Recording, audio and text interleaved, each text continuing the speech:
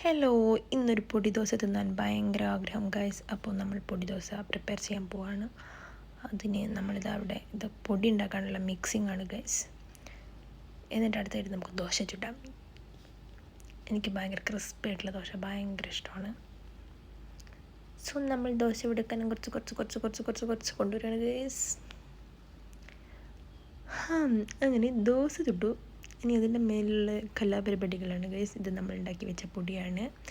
അപ്പോൾ പൊടി വിതറി ഇനി നമ്മളടുത്തായിട്ട് ഗീ മിക്സ് ചെയ്യണം. ഓ ഗൈസ്, ഗീ തണുത്ത് കട്ടയായി കിടക്കുകയാണ്. അതും അങ്ങ് അടിയിലാണ് ഗൈസ്, വീഴുന്നില്ലല്ലോ. ഷടോ ഗിടോ വീടോ. അങ്ങനെ കഷ്ടിച്ച് ഗീ വീണിട്ടിട്ടുണ്ട്.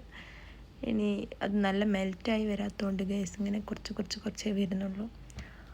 അപ്പോൾ ഞാനിങ്ങനെ അവിടെ ഇവിടങ്ങളിലായിട്ടൊക്കെ തൊട്ട് കൊടുക്കുന്നുണ്ട്.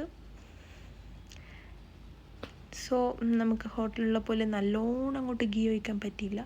അങ്ങനെ കൂടെ ഒഴിച്ചാണെങ്കിൽ സൂപ്പർ. എന്നാലും ഗൈസ് ടേസ്റ്റ് ചെയ്ത് നോക്കാം രസമുണ്ടോ ഇല്ലേ എന്ന്.